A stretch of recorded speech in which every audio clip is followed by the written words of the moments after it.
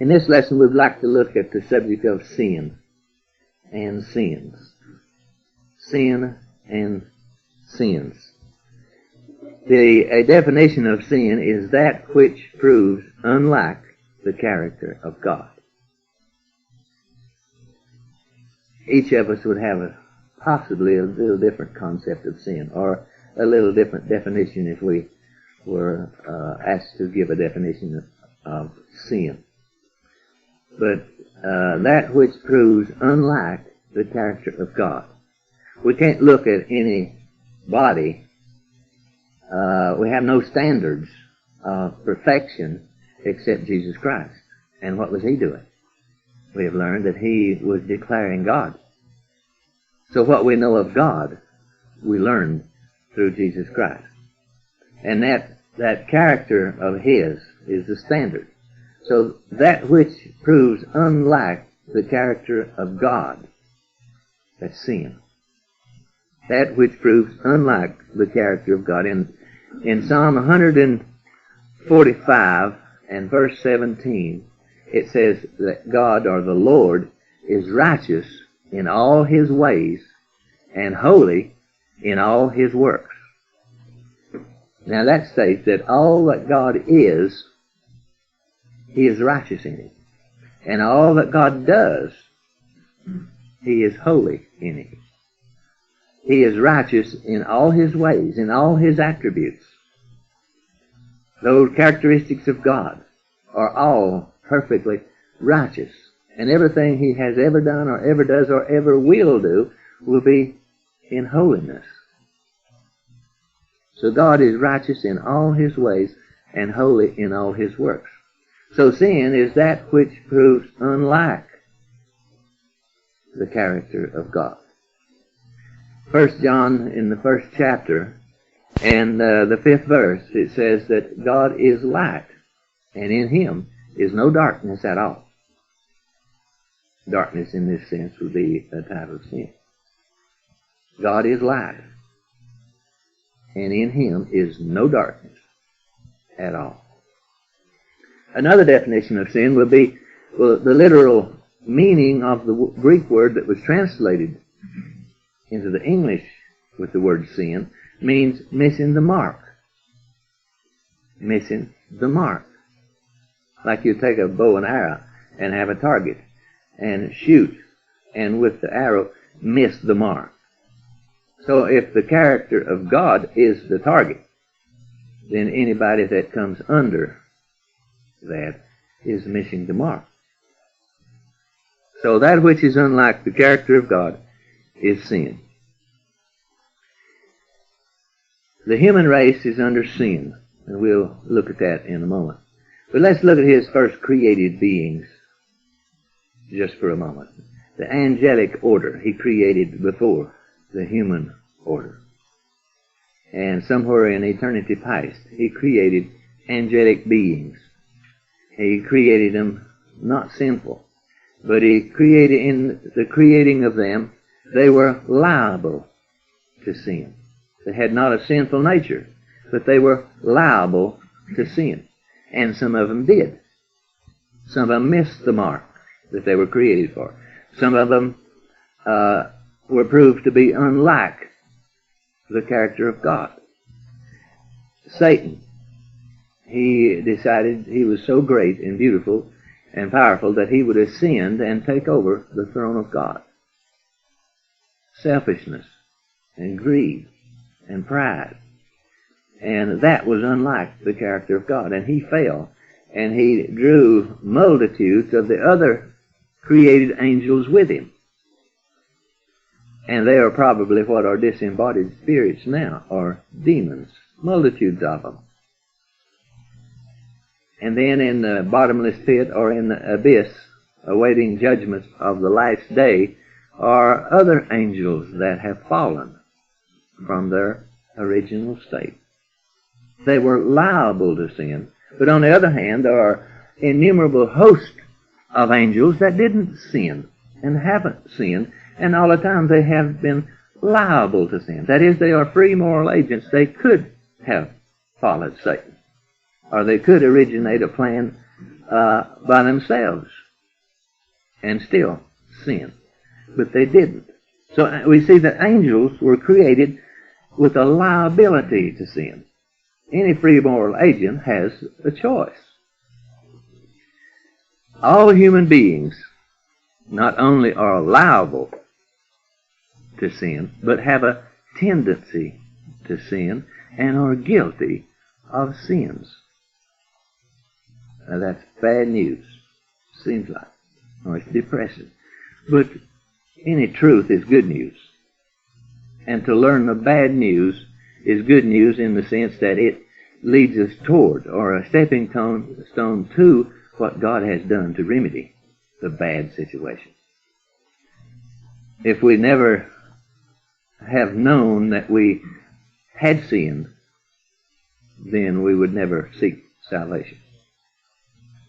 So humans not only are liable to sin, but have a tendency to sin and are guilty of sins. Every human being, outside of those that are mentally retarded, are those that are under the age of accountability. They are liable to sin and have a tendency to sin, but until they know right from wrong, then they would not be guilty of sins. So humans have not only a liability to sin, but have a tendency to sin and are guilty of sins. Now most of our scriptural passages would be in the first 3 chapters of Romans. So turn there if you like with me. And I'm going to read in the 3rd chapter and the 9th verse to prove this statement that I made. The latter part of it, the latter phrase in the 9th verse of the 3rd chapter of Romans says that they are all under sin. And the subject of discussion is Jews and Gentiles. And that's everybody. There are two peoples in the world, Jews and Gentiles. And here he says they are all under sin. The Word of God says the human race is under sin.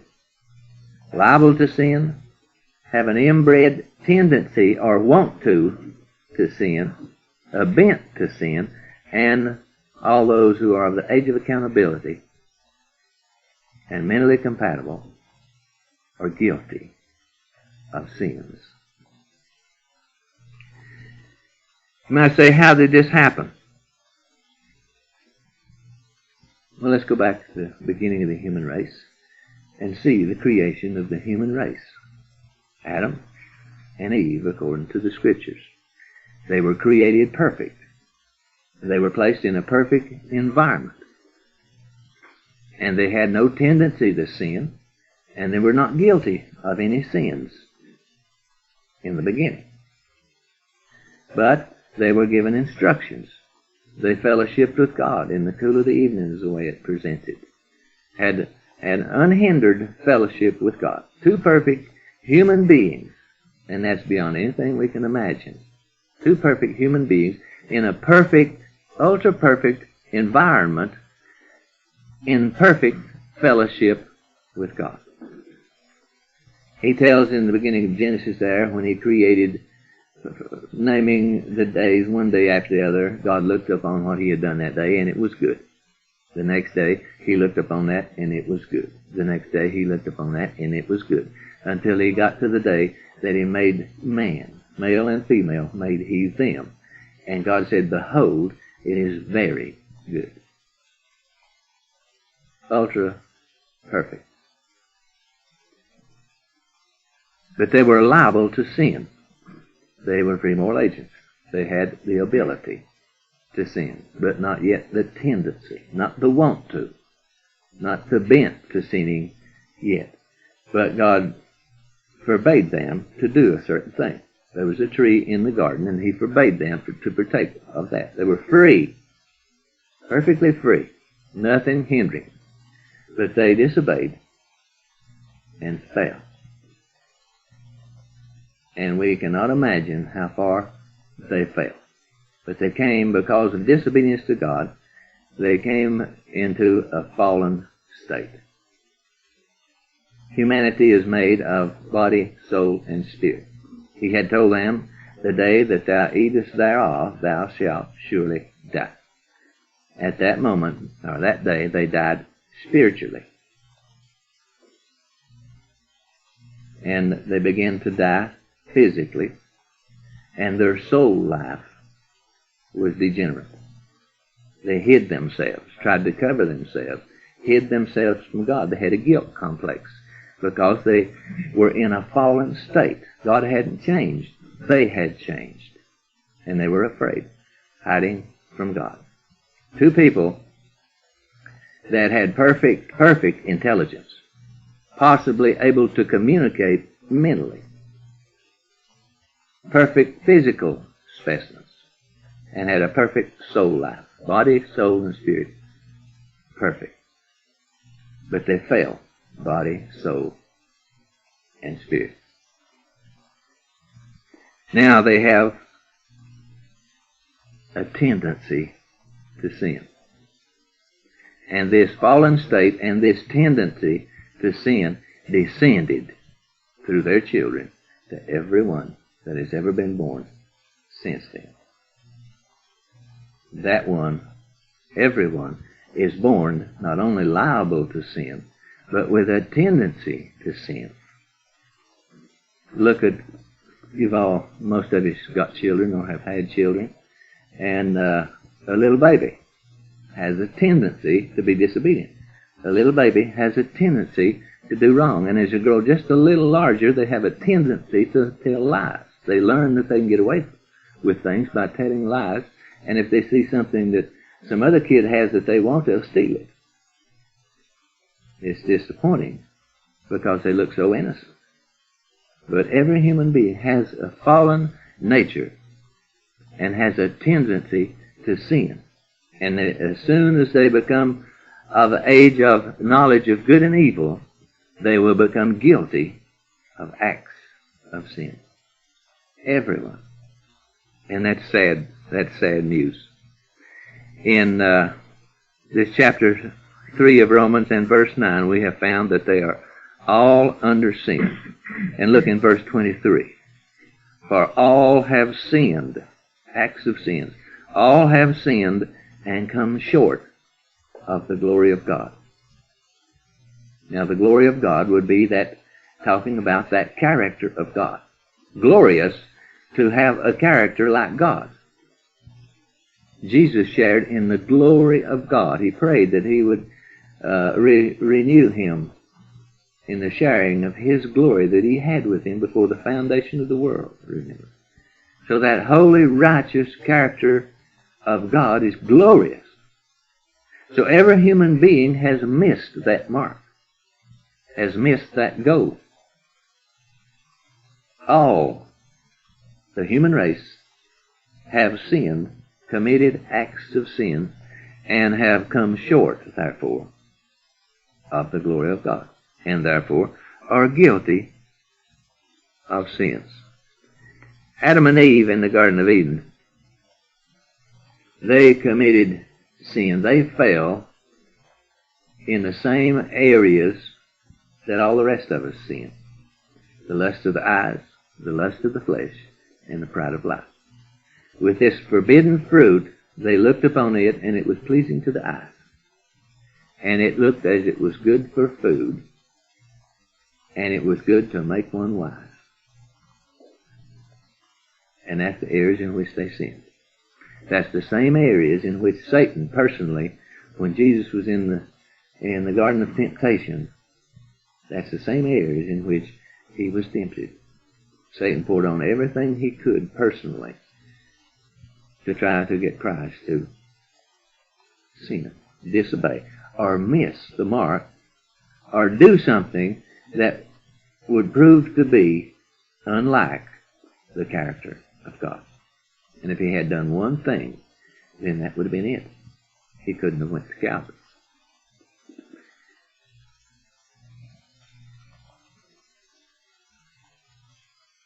Then when Adam and Eve sinned and fell, I think it was for mercy that God put a curse on the whole creation of the earth. In explaining it to Adam, he said, "For thy sake." And the only way I can understand that is that Adam fell so far, and all the order of plant life and animal life was so great, then that maybe the animal life would have been smarter than Adam and stronger than Adam and Eve, and they couldn't have ruled over them, which is the primary will of God, that man would rule over the animal kingdom. But for his sake, for man's sake, he brought the created order down. And now we see the thorns and the thistles and the bugs and the viruses and the blights and all those things that we have to fight. And the beautiful rose is in a fallen state. So for man's sake, he put nature in a fallen state also. And now man still has dominion over the creation. So he is terribly in a fallen state. And, as I said, this fallen state and the tendency to sin descended down through the human race. I'm going to read a verse in Psalm 51 that simply states this: "Behold, I was shapen in iniquity, and in sin did my mother conceive me." The psalmist is the Psalm of David. The man is after God's own heart. He said, when he was being formed in his mother's womb, when he was being shapen, it was in iniquity. And that when his mother conceived him, the conception was in sin. Not that the act was sin, but in the descending of the nature of sin, the fallen state, it was passed on to him. This is what he is saying. I was shapen in iniquity, and in sin did my mother conceive me. You could say the same thing. I could say the same thing. Seemingly, the sin principle is passed on from the father to the child. Life of the flesh is in the blood. And medical science has proven that not a drop of the mother's blood passes to the child's body. Be that as it may. The Lord Jesus was born of a woman with his human body, but he had not a human father. That's what it had to be, so that he would not have a tendency to sin. He would not have an inherent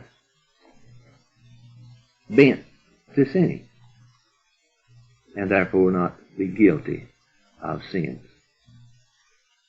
He was tempted, therefore he was made liable to disobey, but he didn't.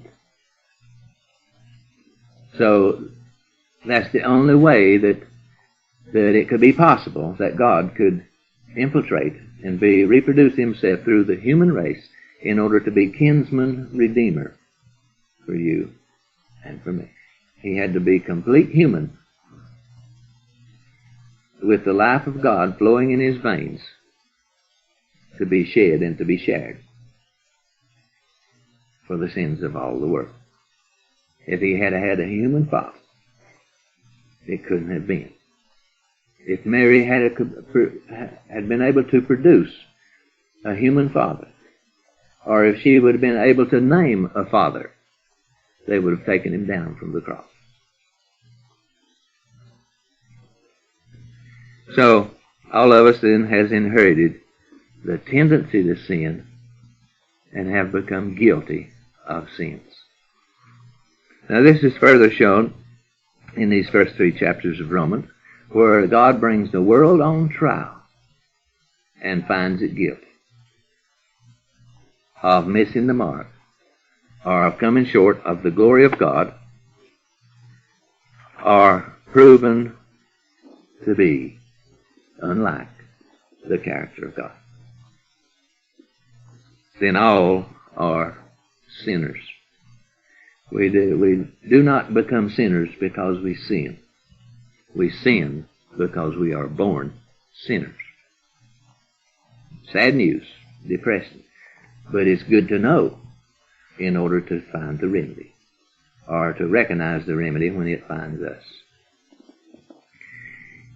In the 3 parts, in these first chapters of Romans, he tells of 3 types of people in this world, morally speaking. In the 18th verse of chapter 1 of Romans, he begins to deal with the pagan, that one which lives back in the bush, out of society, and pronounces him without excuse.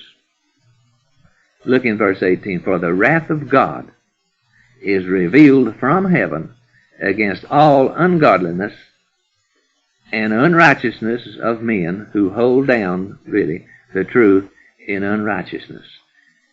That word ungodliness could be written no godliness. Now, what did we say the definition of sin was? That which proves to be unlike the character of God. Then ungodliness is no godliness. The same. So the wrath of God is revealed from heaven against all ungodliness and unrighteousness of men, or mankind, who hold the truth in unrighteousness. Because, here is why. Because that which may be, or more literally, is. Because that which is known of God is manifest in them, for God has showed it unto them. He is talking in this verse of a God consciousness that every human being has. A God consciousness. Regardless of where people live, or what kind of education they have, or what kind of standard of living that they have, if they're in darkest Africa, or New Guinea, or wherever, or on the streets of New York City, there is inherent in man a God consciousness. Now, in order to become an atheist, you have to educate this out of the way. You have to be told by somebody and try to teach yourself and try to prove that there is no God. But before that, you had a consciousness that there was a God, that there is a God. You remember back in your childhood, and you know what I'm talking about. There is a God consciousness in a human being. That's one revelation. Then in the next verse, for the invisible things of him from the creation of the world are clearly seen, being understood by the things that are made, even his eternal power and Godhood, so that they are without excuse. That is saying that creation, created things, material things, trees and rivers and rocks and sky and birds and grass and animals and human beings and anything that you can see, anything that is a created material things is proof. God says that there is a God. And that's another revelation. And we continue on, and we find that there is a conscience. Every human being has a conscience, and that is the knowledge of good and evil. So there is a threefold revelation. If the person has never heard the name of Jesus, there are a threefold revelation. That there is a God, and that the universe was made by this God, and that this God is a holy God. And everybody will be judged according to the lives that they have. So his words are that they are without excuse. Then in chapter 2, he is speaking of the moralist, one who has some scruples, one who has seen some good deeds of people, and one who has maybe set some standards for himself or herself, and yet are judging others. Therefore thou art inexcusable. Now God is saying that. Thou art inexcusable, O man, whosoever thou art, that judgest. Here is one that is condemning others, and the next verse says that he does the same things himself. That's a moralist. And he says, you are inexcusable. And then in verse 17, he starts talking about the religionists. The Jews were ideal examples of religionists. Most religious people possibly that has ever lived. And he explains there about them getting the law and all of that. And then in verse 9 of chapter 3, he says, what then? Are we, Jews he's referring to, are we better than they, the pagan and the moralist, or the Gentiles? Then he answers the question, no, in no wise. For we have before proved both Jews and Gentiles that they are all under sin. Now in those 3 chapters, God has brought the whole human race on trial and pronounced all under sin. Now here's, as he continues, is the final verdict. As it is written in verse 10 of Romans 3, as it is written, there is none righteous, no, not one. Now in these strong dogmatic statements, we might think, well, I don't know if I go along with that. I remember my grandmother, or I remember this old elderly man that lived up the street, or over on the hill, and I never saw anything wrong out of them in all the time that I knew them. We don't like to hear this in the first place. But that person is judging that other person according to human standards. We're talking about the character of God as a divine standard. And that's the standard he would use here. God is righteous in all his ways. And this says there is none of us righteous, because we are in a fallen state, have a tendency to sin, and are guilty of sins. Therefore there is none righteous. No, not one. If you are thinking of one, then he answers and says, no, not that one. There is none that understandeth, because of the fallen state. There is really no one that knows what the standard of righteousness is, because we are in a fallen state and we're not capable of thinking totally holy, because we have a sinful tendency and our mentality is affected, and we are sinful. Our thinking is sinful. So there is none that understandeth, and listen to this, there is none that seeketh after God. There is none that seeketh after God. Never has been, never will be. Truly wanting to find God. It works the other way. This is the difference in Christianity and all false cults. True salvation, the story there, is the story of God, who so loved the world that he gave his only begotten Son. God has been seeking the human. And that's the way it always works. Nobody seeks and finds God. God seeks and finds us. And when he knows that we will respond, he calls us, and we respond. So no one seeketh after God. They are all, look at the all-inclusive words now, they are all gone out of the way, out of the true way. They are together, altogether, become unprofitable in, say, advancement in righteousness, have all become unprofitable. There is none that doeth good. Now, wait a minute, Ralph. I remember this little old lady that she spent her life doing good deeds for people. We're not talking about human standards of doing good with no ulterior motives. A human being is not capable of it. There is none that doeth good. No, not one. Aside from God as our aid, we are incapable of true holy works. Now he says some other very cutting things. And I must say here that I know that he is not describing every one of us as being guilty of all of these things. We are all guilty of sins, but not equally guilty of all sins. No.